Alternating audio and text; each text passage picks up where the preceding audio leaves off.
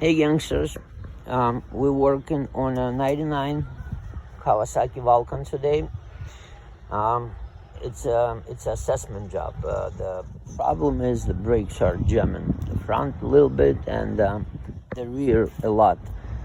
The way I figured it, I brought it back last night and I took my little thermometer scanner on this. Nice thing. So it showed about 180 on the rear, which I couldn't touch, and about 140, 130 on the front, which I could touch, but it was still hot. So the job is to assess the problem. I understand it needs pads. There's no doubt about that. So it goes without saying it needs pads. But what I do want to know whether it needs the calipers or not.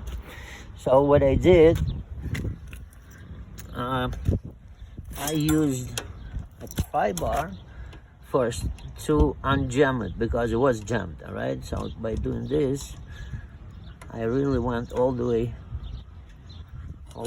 out, back and forth a few times. From here, it's being released now. It's only held by one screw, so you gotta take the screws. And then the test is whether when you press on the brakes and let go, whether without the screws, the caliper is free or not. It was not, it was jammed. So now what I did again, I did this a little bit, all right? And the caliper is not frozen. What was the problem? First of all, I'm gonna pull it out to show you the pads. The interior side is worn out more than the exterior side, so you can understand where I'm coming from when I say the studs were rusted and they were frozen. So this is the situation with the pads. The interior one is very little left. So yes, it needs pads, but it doesn't need no calipers. The caliper is alive.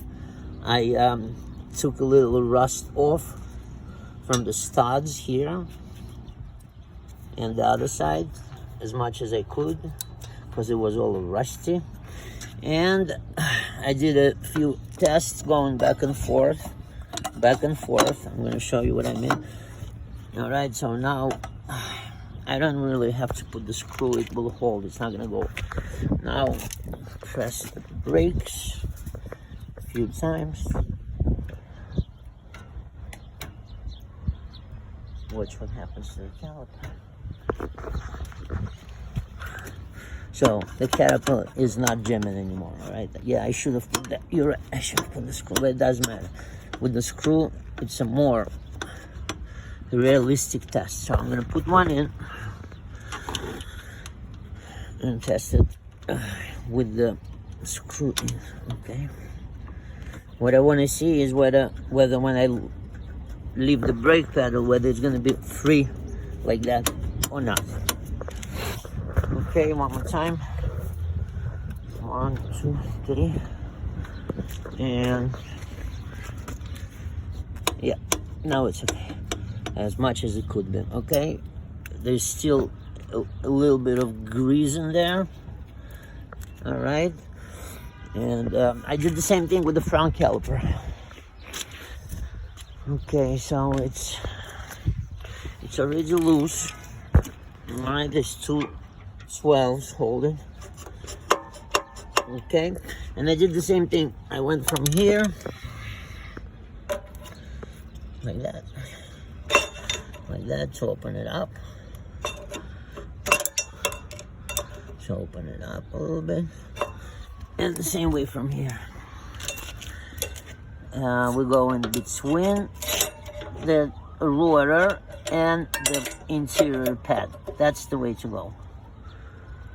Okay. All right, very good.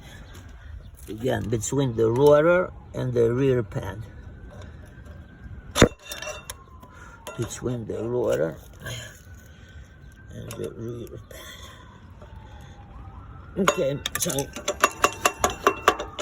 This one was not jumped in the first place. It was sort of okay, but in any case, it also needs pads, and it's got the same situation. The interior pad is worn out more than the exterior. The only kink in this whole thing that I see is that I can't pull the caliper without, I don't understand why, without pulling the wheel out. I'm not sure. No, it should not.